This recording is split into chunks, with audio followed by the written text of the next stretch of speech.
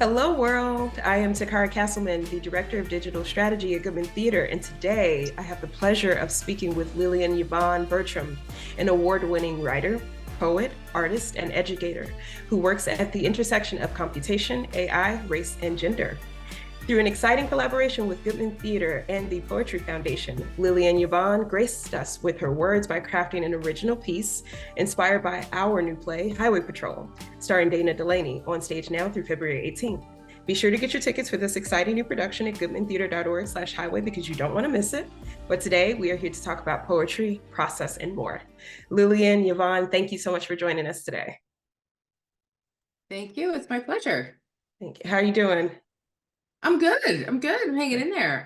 Good. I guess I probably won't be able to see the play, but I'm excited for it. Yeah. I am too. I'm gonna go on Sunday. I can't wait. So I'll report back. Thank you. All right. So you ready to jump in, talk about some process? All right. Sure. Awesome. So can you describe your process of creating We Make Ourselves for Highway Patrol? Sure. So what I did was I was very much inspired by the method of the play itself, right? So that a lot of it incorporates like tweets, actual real tweets from, I guess, Dana Delaney's account and other kinds of conversations. So a lot of it is like real messages and real text that was passed back and forth. And so I kind of wanted to stick with that and not necessarily use new text. When you sit down to write a poem, it's like, well, what if I use the text itself, because already to me it seemed kind of like a found project, and that like it's using a lot of found text for the script. So I wanted to continue that in with the poem and use the text from the play in the poem as the poem in a sort of erasure slash found poetry moment, I guess. And so of course that involved like reading the entire script and going through, and I did a lot of like underlining and highlighting of phrases and words, and then sort of collaged that together. I kept most of the things in order. So throughout the poems, like the first stanza, for example, comes from like the first few pages of the script, and the ending comes from words that were closer to the ending. So it's sort of this very distilled, I would say, a distilled version maybe of the play itself, not the performed play, but the text, right? So I thought it was important to just stay in keeping with the text in the play and how it struck me that the play had been written and created. Nice. Thank you. And you mentioned erasure poem. So that was one of the questions that I wanted to ask you. So can you talk a little bit about what an erasure poem is and what that Sure. means? Yeah, so an erasure poem, and depending on who you talk to, it goes by different names. Like some people will call it a found poem, a blackout poem, an erasure poem. So what an erasure poem is, like the sort of, I guess, broadly accepted definition, is when you take like a text, a page, it could be a newspaper, it could be a book, it could be a document, and you erase most of the material from it, and leave words or phrases that stick out and assemble the poem from that. And so some people will erase a page of text and they'll keep the actual text there, and maybe they'll make it much lighter in color so that you as the reader can look at it and be like, oh, okay, I understand that there is another document here. And then there's the original document, and then there's this distilled version of the document that like maybe the words that remain are, highlights, something about the document, or they point to something else entirely. So that's what's kind of cool about it. Like you're using all the words in the document, but it doesn't necessarily have to be like a very concise summary of the document. But part of the idea, I think, is, with erasure poetry is to reveal some of the hidden themes or narratives or possibilities for the text, that you wouldn't find otherwise. And so I know people who have like erased the same text over and over. And so then you get like all these different versions, potential versions of a particular text. So again, some people will do this, like literally go with a marker and cross stuff out. So I didn't exactly do that. And it's in the sense that like I didn't really erase anything so much as like I picked out of what was there and put it elsewhere. Okay. In a sense, I put it in another poem. So I didn't do the actual sort of like crossing out. It was more like circling. So, but again, there's ways that you can present an erasure poem so that it's very clear that it's an erased document, right? Because the visual presentation is part of it. Or you can do an erasure or find, you know, a poem in another document and then put it in a separate document. But I yeah. love that. I love that. It reminds me of when you see a redacted file of any sort, and you Right. really want to know what else came before, what happened after, Right. what is there. So I love that creating. Exactly. It's like it could be called redaction poetry Okay. as well. Nice. You know, actually Okay. that's a good term for it. Okay. You know, so it is like, regardless of, I think, you know, how you do the method, like what you are doing is revealing and selecting, you know, another possible missive from any given document and turning it into something else. And so you can find guess what, you can find anything in anything. In a sense. Yeah. You can find anything in any text, but Yeah. and then it's really a matter of, you know, what do you do with the text that you've identified as text you want to use? Do you reshuffle it in some way? Does it become, you know, its own poem, or you do mix it with other stuff? So there's definitely a lot of possibilities of things you could do that fall under erasure / redaction poetry. Redaction poetry. Yes. We're coining that today. Yes, I like that, redaction poetry. Redaction poetry, yes. And I like you can find anything in anything. That's my meditation for this week, so I appreciate that. Yeah. And when it comes to creating an erasure poem, what would you say are the challenges of doing something like that? Oh, yeah. I mean, I think the biggest challenge is like, well, what do you erase? What do you Yeah. keep? You know, what, how the amount of decisions you could make are endless, right? So I think like, you know, like you could erase only a couple words, you could erase like 90% of the words. So I think like the decision making around like what am I going to highlight in this, right? Is challenging because you go through, and again, like I said, you can do it over and over and over again to the same document. And I could do it over and over and over again with Highway Patrol. Yeah. And think like, well, what other poem is possible here aside, you know, using completely different words. So I think that's a challenge, you know, because you're sort of like, especially if you're doing it like by hand, it's like once you've like Sharpied it out, you have to print it again. Yeah. You know? So it's like it could actually be very time consuming and laborious because you're sort of like, okay, like, you know, yeah. So I think like figuring out how to make the decisions about what to erase and what to keep and then how to put it together. Again, just because there's so many decisions you could make that it can be kind of overwhelming, right? So yeah, I think that's a particular challenge of it. Yeah. And what would you say, still on the theme of erasure poems, what would you say is so we talked about the challenges, what are the rewards of creating something like this? Oh, I always think it's rewarding to pay attention to language on a really, on like a micro level, right? Because like you're reading every word, you're reading every phrase, you're thinking about, you know, what words or phrases are evocative and interesting. You're thinking about, you know, it's almost like putting on a different pair of glasses because now you're reading in a different way and you're thinking about a text in a different way, like, you know, using maybe like a word that's at the end of a sentence and a word that's at the beginning of the next sentence. Maybe those two words together are actually very interesting, but you wouldn't maybe pay attention to that if you were reading regularly, right? You wouldn't think about, oh, that ending word and that beginning word together create an interesting phrase, you know? So I think like it's very rewarding to just sort of be enmeshed and undergoing this like practice of attention to language and to writing. Yeah. And to see then what comes out of it, you know, like I guess when I think of the poem we make ourselves, I think of like, there are so many like conflicting emotions in the play. Yeah. Yes. There's a lot of conflicting emotions and desires, Yeah. which makes it actually like really complicated. And so when I finished the poem, at least to me, I thought like, okay, I think this is capturing in maybe a more like concentrated way some of the strangeness and the contradictory nature of what was going on, right? Mm-hmm. Because it is strange, and it is like thinking Mm-hmm. about why do people participate in certain exchanges the way that they do. Yeah. And so seeing that, like, hopefully, right, like that's something that comes across in the poem.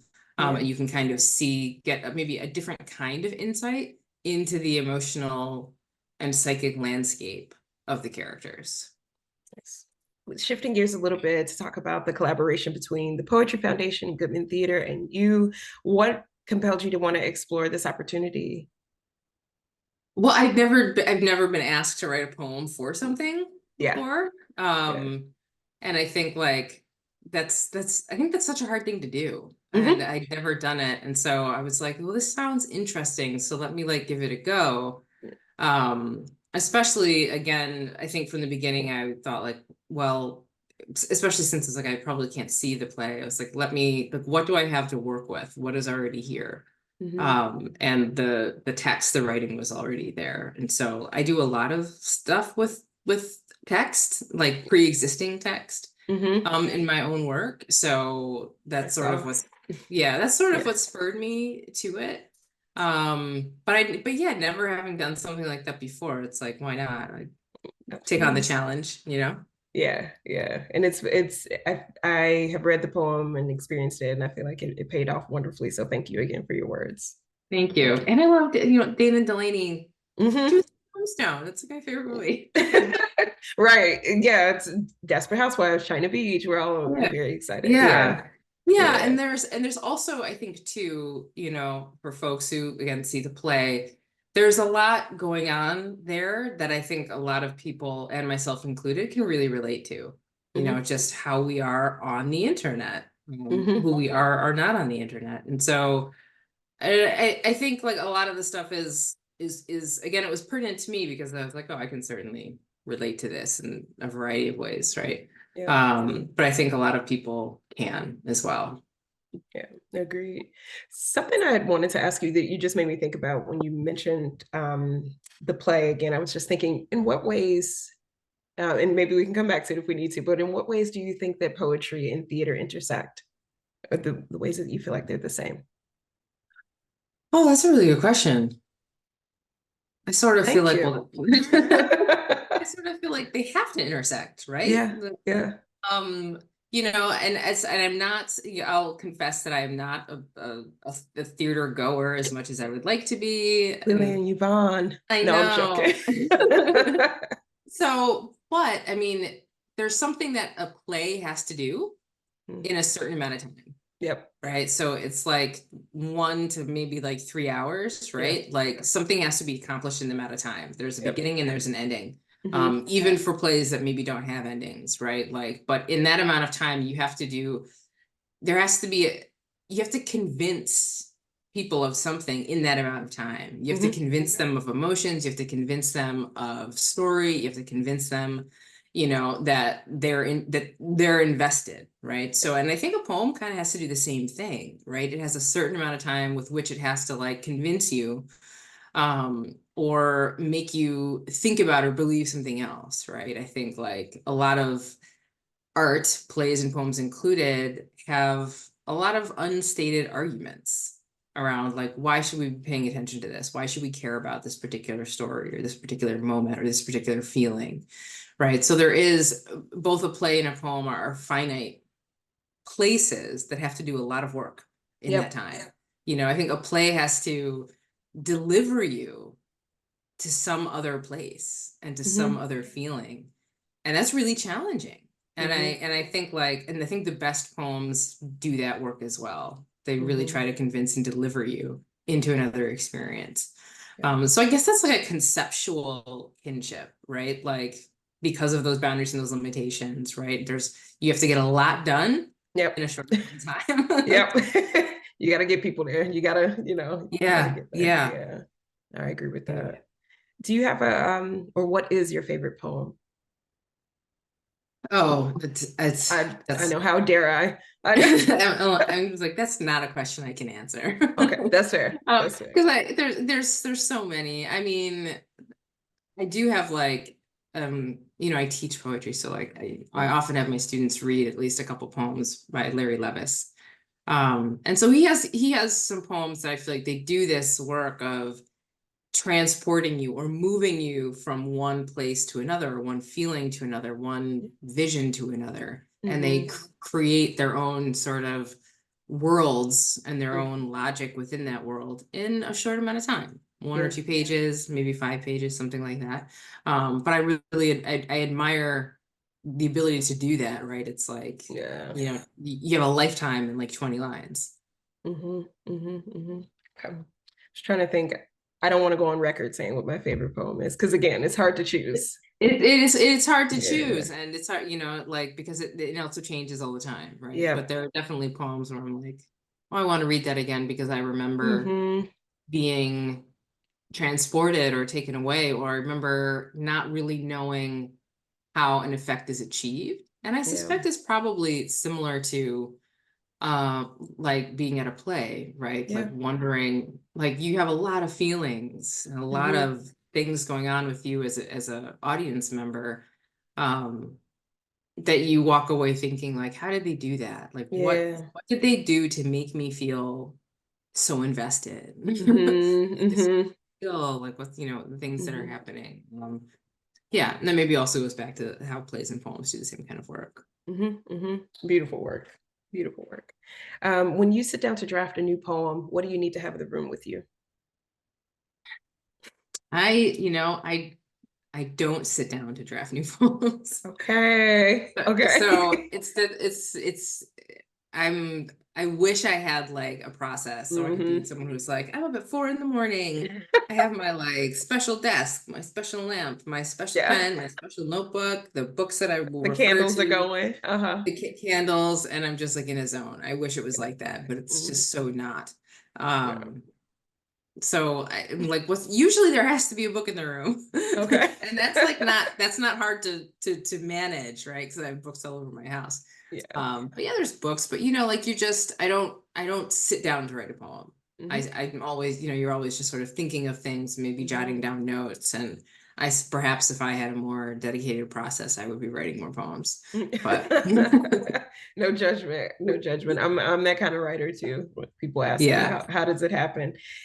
Mostly on trains, sometimes on planes, sometimes walking yeah. down the streets. The big answer is I don't know.